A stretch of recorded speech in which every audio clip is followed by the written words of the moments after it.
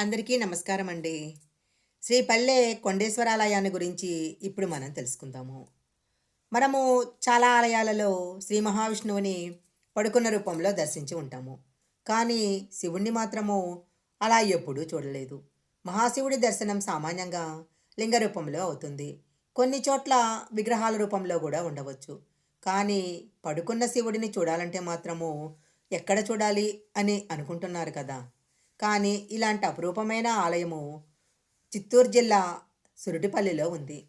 ఈ ఆలయంలో అనేక విశేషాలు ఉన్నాయి. స్థల పురాణం విషయానికి వచ్చినట్లయితే క్షీరసాగర మథనం సమయంలో ఆలాహలం ఉద్భవిస్తుంది. ఆ విషయానికి ఆలాహలం అనే పేరు ఎలా వచ్చిందో ఇప్పుడు తెలుసుకుందాము. మందర పర్వతానికి తాడులా కట్టిన వాసుకి నొప్పి భరించలేక బాధతో హలం అనే విషాన్ని కక్కింది. అప్పుడే సముద్రంలో నుంచి హలం అనే విషం కూడా బయలుదేరింది. ఇవి రెండూ కలిసి హాలాహలం అయింది. ఈ విషాన్ని చూసి దేవతలు భయపడటము, ఈశ్వరుని ప్రార్థించటము, పరమేశ్వరుడు ఆ విషాన్ని స్వీకరించటము, పార్వతీమాత అడ్డుకోవటం వల్ల విషాన్ని కంఠంలోనే నిలిపి గరళకంఠుడవటము మొదలైన అనేక విషయాలన్నీ కూడా అందరికీ తెలిసినవే. ఆ విధంగా గరాళాన్ని స్వీకరించి సకల జగత్తును కాపాడిన రోజు శనివారము. ఈ విధంగా గరళాన్ని స్వీకరించి సకల జగత్తును కాపాడిన రోజు శనివారము త్రయోదశి ప్రదోష సమయంలో. ఆ సమయాన శివుడు నందీశ్వరుని రెండు కొమ్ముల మధ్య ఆనంద తాండవం ఆడాడు. అందుకే ప్రదోష సమయంలో నందీశ్వరునికి నమస్కరిస్తే శివుని దయను కూడా మనం పొందవచ్చు. అలా విషాన్ని తీసుకున్న తర్వాత గౌరీదేవితో కలిసి కైలాసానికి పరమశివుడు బయలుదేరతాడు. మార్గమధ్యంలో సురటపల్లి దగ్గరికి వచ్చేసరికి కైలాసనాథుడికి విషం వల్ల కొద్దిగా కళ్ళు తిరిగినట్లయి లోకమాత ఒడిలో తలబెట్టుకుని విశ్రాంతి తీసుకుంటాడు. సకల జీవులకు మంగళాలను ప్రసాదించే జగజ్జనని ఇక్కడ సర్వమంగళగా పిలువబడుతుంది. పడుకున్న ఈశ్వరుడు కాబట్టే స్వామి పల్లెకొండేశ్వరుడుగా ప్రసిద్ధి చెందాడు. అమ్మవారి ఒడిలో శివుడు శయనించినట్లు దర్శనమిచ్చే దేవాలయము ప్రపంచంలో ఇదొక్కటి. 9 అడుగుల పొడుగున సర్వమంగళాదేవి ఒడిలో తలపెట్టుకుని ఉన్న శయనశివుడు అమ్మవారు అత్యద్భుతమైన సౌందర్యంతో విలసిల్లుతూ ఉంటారు. అమ్మవారికి పరమశివునికి చుట్టూ విష్ణు, బ్రహ్మ, నారదుడు, సూర్యచంద్రులు, కుబేరుడు, విశ్వామిత్రుడు మొదలైన వారందరూ నమస్కరిస్తూ ఉంటారు. ఈ మూర్తులను వాల్మీకేశ్వరాలయం పక్కనే ఉన్న ప్రత్యేక ఆలయంలో మనం దర్శించుకోవచ్చు. ఈ ఆలయంలో ముందు మరగతాంబికను, వాల్మీకేశ్వర్లను దర్శించిన తర్వాతే శయన శివుని దర్శించాలి అని చెప్తుంటారు. ఈ ఆలయంలో ప్రదోష పూజకు చాలా విశిష్టత ఉంది. అసలు ప్రదోష సమయంలో పూజలు ముందు ఇక్కడే ప్రారంభమై తరువాత మిగతా శివాలయాలకు విస్తరించాయి అని చెప్తుంటారు. ఆ సమయంలో నందీశ్వరునికి చాలా ప్రాముఖ్యత ఇచ్చి ఆయనకి ఇక్కడ అభిషేకం జరగటం విశేషము.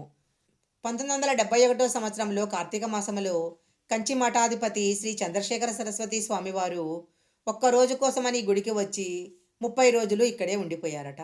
ఆ సమయంలో ఆలయంలో చెల్లాచెదురుగా ఉన్న కొన్ని అపురూపమైన శిల్పాలను ప్రతిష్ఠ చేయించి ఆలయ శోభను మరింత పెంచారు.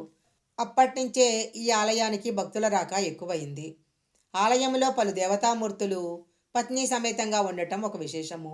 ఇక్కడ గనక దేవతామూర్తులను దర్శించినట్లయితే కుటుంబం అంతా మంచి జరుగుతుందని భక్తులు నమ్ముతుంటారు. ఇక్కడ శయనశివుడే గాక ఇంకా అనేక ఆలయాలు, ఉపాలయాలు, సుందర విగ్రహాలు ఉన్నాయి. ఆలయానికి ఇరుపక్కల శంఖనిధి, పద్మనిధి తమ భార్యలతో ఉంటారు. ఇది చాలా అరుదు. ఇక్కడ అమ్మవారు మరగదాంబిక. అమ్మవారి ఆలయానికి ప్రదక్షిణగా వస్తుంటే ఆలయం బయట గోడకు ద్వారానికి కుడివైపు శాలిగ్రామ గణపతి, ఎడమవైపు శ్రీ వల్లి దేవసేన సమేత సుబ్రహ్మణ్యేశ్వర స్వామి ఉంటారు. లోపలికి వెళ్ళగానే ఎదురుగా శ్రీ మరగదాంబిక అత్యంత సుందర రూపంలో భక్తులను బ్రోచే తల్లికి కుడివైపున కల్పవృక్షము, ఎడమవైపు కామధేనువు ఉంటాయి. మరగతాంబిక పక్కన వాల్మీకేశ్వరుని ఆలయం ఉంది. ఇక్కడ వాల్మీకి రామాయణం రాసే ముందు శ్రీరామలింగేశ్వరుని ప్రతిష్ఠించాలి అనుకున్నారు. కానీ సరిగ్గా కుదరనందువల్ల తపస్సు చేసి ఈశ్వరుని ప్రసన్నం చేసుకున్నారు. ఈ ఆలయంలో ఈశ్వరుడు స్వయంభూవుగా వెలిశాడు. వాల్మీకి తపస్సు చేయటం వలన వెలిసిన ఈశ్వరుడు కాబట్టి వాల్మీకేశ్వరుడు అయ్యాడు.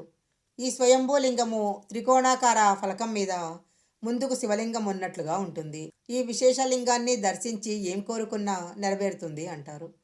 వాల్మీకేశ్వరాలయం గర్భగుడి గోడకు వెలుపల వైపున ఉన్న అద్భుతమైన విగ్రహము మరెక్కడా చూడలేనిది దక్షిణామూర్తి. ఇక్కడ స్వామి వటవృక్షం కింద ఉండడు. వృషభారూఢుడై ఉంటాడు. జటాజుటము, గంగ, పులిచర్మము, నాగాభరణము ఉంటాయి. ఈ ఆలయంలో అమ్మవారు వెనక నుంచి స్వామిని కౌగిలించుకొని ఉంటుంది. ఈ దంపత సమేత దక్షిణామూర్తిని కనుక దర్శించినట్లయితే పెళ్లి, పిల్లలు, చదువు, మాంగళ్య భాగ్యము మొదలైన కోరికలన్నీ కూడా నెరవేరుతాయని భక్తులు నమ్ముతుంటారు. ఈ ఆలయాల చుట్టూ కనిపించే అద్భుతమైన విగ్రహాలు ఏకపాదమూర్తి. ఒకే పాదం మీద నించున్న త్రిమూర్తుల ఆకారాలు స్పష్టంగా ఒకే రాతిలో చెక్కబడ్డాయి. వారి రెండో పాదం కింద వారి వారి వాహనాలు ఉన్నాయి. మధ్యలో శివుడు, అటు ఇటు బ్రహ్మ, విష్ణులు. దేవతలకు వచ్చిన శూలై అనే జ్వరాన్ని తగ్గించేందుకు శివుడు ఎత్తిన అవతారమే జ్వరహరమూర్తి. ఈ మూర్తి చేతిలో అగ్ని 3 తలలు, 3 కాళ్ళు, 3 చేతులతో ఉంటుంది. ఈ జ్వరహరమూర్తికి పాలాభిషేకం చేయిస్తే ఎలాంటి విషజ్వరాలైనా, చిన్నపిల్లలకు వచ్చే ఎలాంటి రుగ్మతలైనా పోతాయి అంటారు. కపాలం పట్టుకున్న విష్ణుమూర్తి విగ్రహము చాలా అరుదుగా ఉంటుంది. ముందుగా ఈ విగ్రహం ఇక్కడ లేదు. చంద్రశేఖర సరస్వతి స్వామివారు ఇక్కడ ఉన్నప్పుడు ఈ మూర్తిని గుర్తించి భక్తుల సందర్శనం కోసం ఇక్కడ ప్రతిష్ఠింపజేశారు. ఇక్కడ స్వామి తన భార్యలు పూర్ణ, పుష్కలలతో దర్శనమిస్తారు. అలాగే ఇంకొక విగ్రహము గజవాహనం పైన అయ్యప్ప. వల్లి దేవసేన సమేతుడై దక్షిణముఖంగా ఉన్న సుబ్రహ్మణ్యేశ్వర స్వామిని కూడా ఇక్కడ మనం దర్శించవచ్చు. యమగండము, రాహుదోష సమస్యలు, రుణబాధలు ఉన్నవారు ఈ స్వామిని సేవిస్తే ఆ బాధలు తొలగిపోతాయి అంటారు. అలాగే లవకుశల పాదాలు, రాజమాతాంగి, చేతిలో చిలకతో విష్ణు, దుర్గా వాహనాలతో సప్తమాతృకలు, భూవరాహస్వామి, ఇలా అనేక శిల్పాలను ఇక్కడ మనం చూడవచ్చు. ఇన్ని అద్భుతాలు ఉన్న ఈ ఆలయ సందర్శన వేళలు ఉదయం 6 గంటల నుంచి మధ్యాహ్నం 1 గంట వరకు, తిరిగి 3:30 గంటల నుంచి రాత్రి 8 గంటల వరకు. ప్రదోష సమయంలో సాయంత్రం 4 గంటల నుంచి 6 గంటల వరకు ప్రదోష వేళలో విశేష పూజలు జరుగుతుంటాయి. చిత్తూరు జిల్లాలో ఉన్న సురటిపల్లి అనే చిన్న గ్రామంలో ఉంది. పుత్తూరు నుంచి చెన్నై వెళ్లే బస్సులన్నీ సురటిపల్లిలో ఆగుతాయి. చిన్న గ్రామం కాబట్టి ఇక్కడ సదుపాయాలు అంతగా ఉండవు.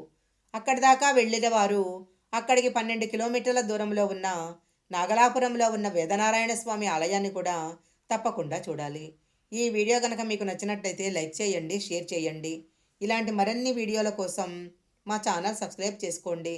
పక్కనే ఉన్న బెల్ ఐకాన్ని యాక్టివేషన్ చేసుకుంటే మేము పెట్టే వీడియోలన్నీ కూడా మీకు ముందుగానే నోటిఫికేషన్గా వస్తాయి. మరొక మంచి వీడియోతో మళ్ళీ కలుసుకుందాం.